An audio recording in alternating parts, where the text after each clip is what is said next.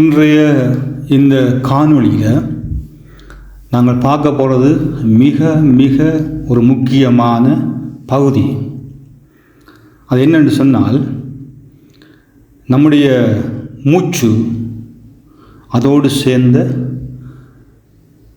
பிராணாயாமத்தை பற்றி பார்க்க போகிறோம். மூச்சு என்பது ஒரு மனுஷனுடைய உயிர். மூச்சு போனால் எல்லாம் போச்சு. மூச்சு இருந்தால்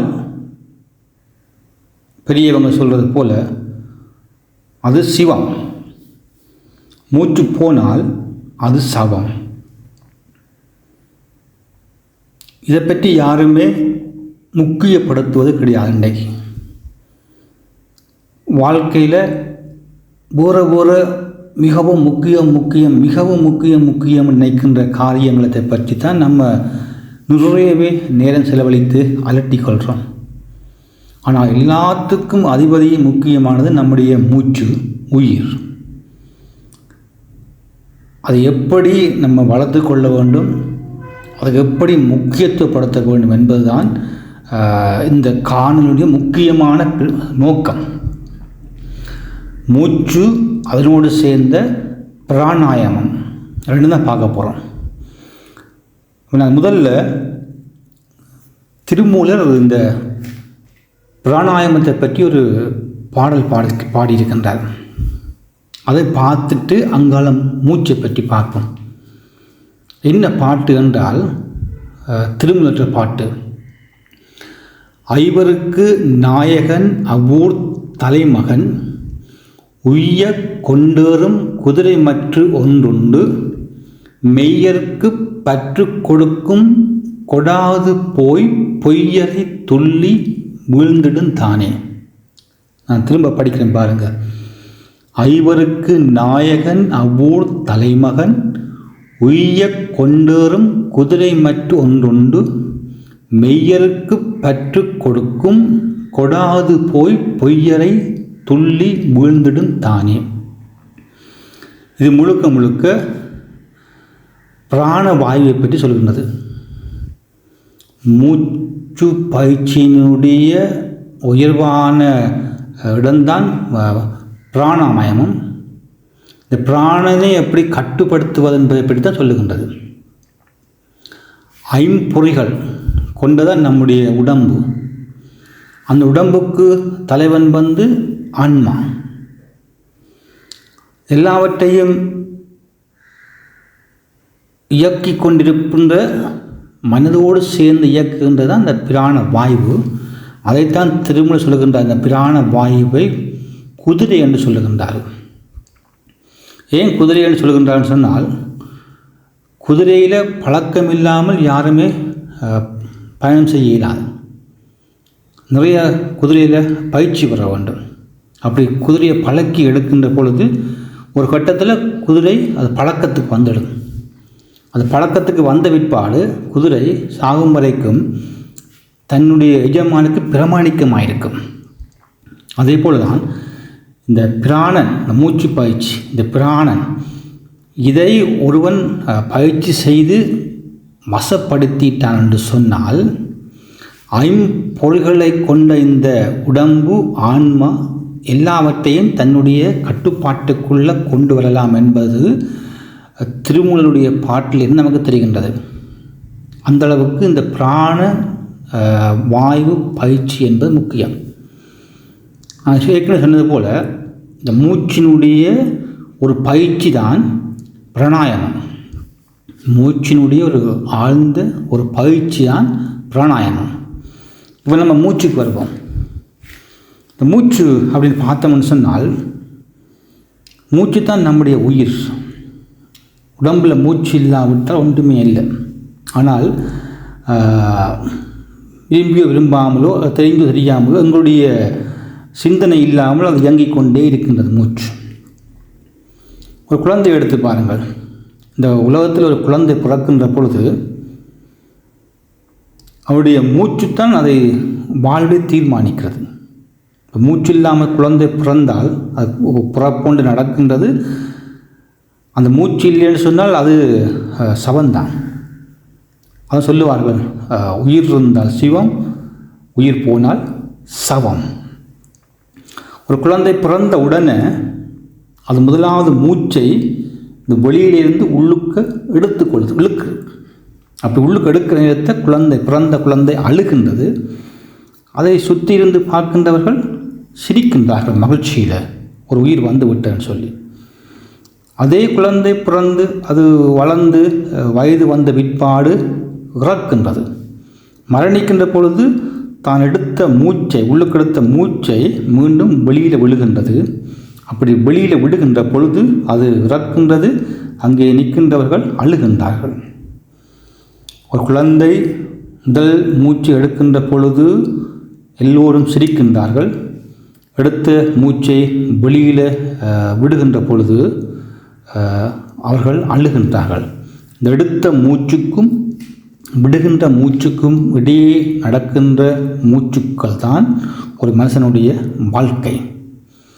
எடுத்த முதல் மூச்சுக்கும் விடுகின்ற கடைசி மூச்சுக்கும் இடையில் நடக்கின்ற எல்லா மூச்சுக்களும் தான் ஒரு சுவாசம்தான் ஒரு மனுஷனுடைய இந்த உலக வாழ்க்கை. இந்த உலகத்தை பார்த்தால் ஒரு ஒரு நிறையில் ஒரு ஒழுக்கத்தெலாம் இயங்கிக் கொண்டிருக்கிறது.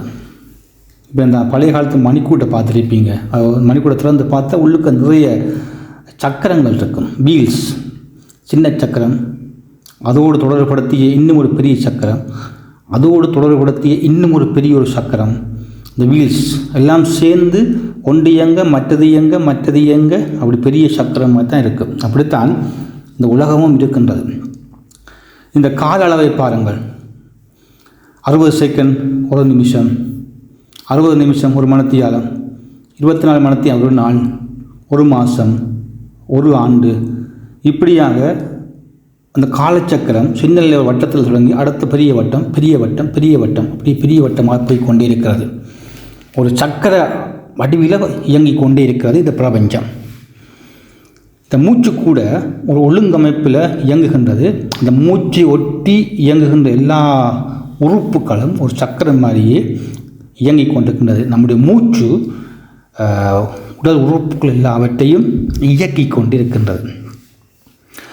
அதனால தான் இந்த மூச்சு சரியாக இயக்கப்படுகின்ற பொழுது, அதாவது ஒரு ஆழ்ந்த மூச்சாக, ஒரு நீளமான மூச்சாக அதை பயிற்சியாக செய்கின்ற பொழுது அது பிராணாயமாக மாறும்.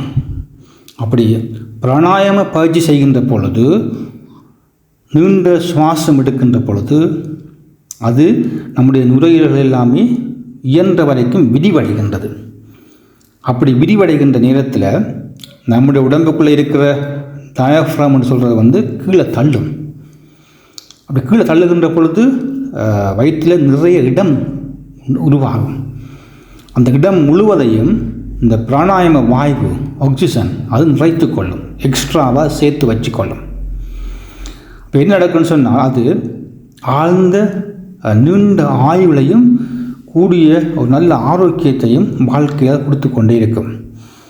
சுவாசம் குறைகின்ற பொழுது, பிராணவாயு குறைகின்ற பொழுது, ஆக்சிஜன் குறைகிற பொழுது ஆரோக்கியம் குறைகிறது. வாழ்க்கையில் உறுப்புக்கள் செயலிழக்கின்றது, வாழ்க்கையில் மூளை செயலிழக்கின்றது, அதோடு சேர்த்து ஆயுளும் குறைவடைகின்றது. அதனால தான் இந்த மூச்சு என்பது முக்கியமான விஷயம். மிருகங்கள் எடுத்து பாருங்கள். இந்த ஒரு குறுகிய மூச்செடுக்கிற மிருகங்கள், இந்த நாய், முயல், இதில் பார்த்தீங்கன்னா இதெல்லாம் குறுகிய மூச்செடுக்கிற மிருகங்கள். இவர்களுடைய ஆயுள் காலங்களை பார்த்தீங்கன்னு சொன்னால் 10 to 14 வயசுக்குள்ளே இவைகள் மடிந்து போய்விடும். நீண்ட மூச்செடுக்கின்ற மிருகங்கள், யானை, ஆமை போன்ற மிருகங்கள் எல்லாமே நீண்ட மூச்செடுப்பவை. அதோடைய ஆயுள் காலங்களை பார்த்தால் சொல்லுகின்றார்கள், சிலது 100, சிலது 200 ஆண்டுகளும் வாழுகின்றன. ஏனென்றால் அந்த மூச்சு நீண்டதும் ஆழமானதுமான மூச்சுக்களை அது எடுக்கிறபடியினால். அதனால தான் இந்த மூச்சு ஒரு சாதாரணமாக ஒரு மனுஷன் தன்னுடைய ஆயுள் காலம் முழுவதும், விஞ்ஞானத்தின் பிரகாரம், மெடிக்கலின் பிரகாரம் 600 மில்லியன் தடவை மூச்செடுத்து விடுகிறான். ஆயுள் காலம் முழுவதும் சராசரியாக 600 மில்லியன் வரையிலான மூச்சை அவன் எடுத்து விடுகின்றான். இது நிமிஷத்துக்கு இப்போ குழந்தையாக பிறந்ததுலேருந்து ஒரு 18 வயசுக்குள்ளே இந்த மாதிரி மாறுகிறதுன்னு சொல்லி அவங்க ஒரு கணிப்பு கொடுத்துருக்கின்றார்கள்.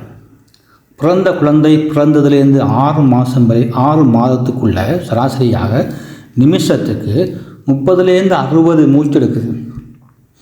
அதே குழந்தை 6 மாதம் தொடங்கி 1 வருஷத்துக்குள்ளே 30லேருந்து 50 மூச்சு எடுக்கிறது.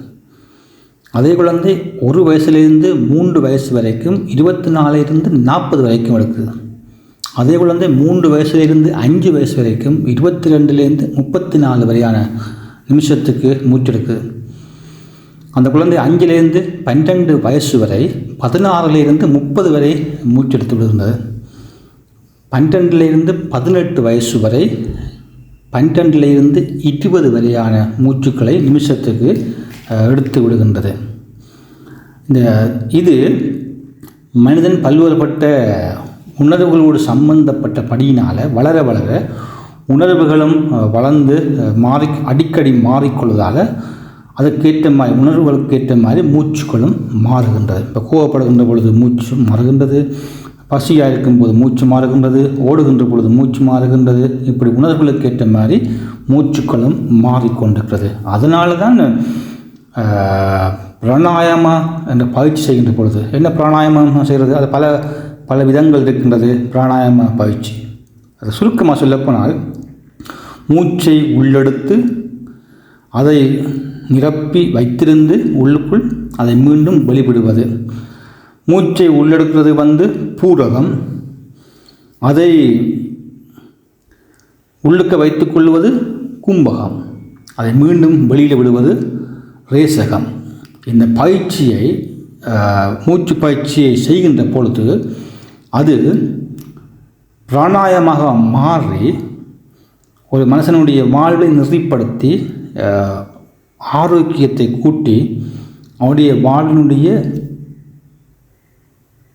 உயிராற்றலை வளர்க்கின்றது.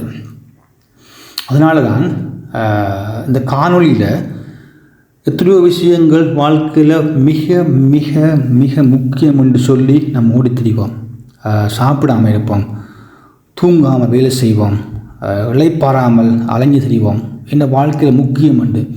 அது எல்லாவற்றையும் விட முக்கியம் என்ன, நம்முடைய மூச்சு.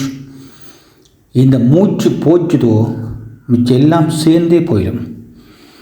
அதனால் இந்த முக்கியமான வாழ்க்கையினுடைய இந்த பகுதி மூச்சை ஒரு நாளைக்கு அதிகாலையில் நம்ம அதை கவனித்து அந்த மூச்சு பயிற்சியை நம்ம செய்கின்ற பொழுது அது பிராணனாக மாறி பிராண வாயுவாக மாறி அந்த பிராணவாயு என்ற குதிரையை நம்ம கட்டுப்பாட்டுக்குள்ளே கொண்டு வந்தோம்னு சொன்னால் இந்த ஐம்பொறிகளை கொண்ட இந்த பூதம் உடம்பை மனசை நம்முடைய கட்டுப்பாட்டுக்கு வைத்தோம்னு சொன்னால் சாவை வெல்லலாம் என்பதுதான் இதனுடைய முக்கியமான குறிப்பாக இருக்கிறது. அதனால் பழகிக்கொள்ளுவோம். இந்த மூச்சு பயிற்சியை சில நிமிடங்கள் ஒதுக்கி ஒவ்வொரு நாளும் பழகிக்கொள்ளுவோம். வாழ்க்கையை ஆரோக்கியமாக்கிக் கொள்ளுவோம், நீண்ட ஆயுளாக மாற்றிக்கொள்ளுவோம். நன்றி.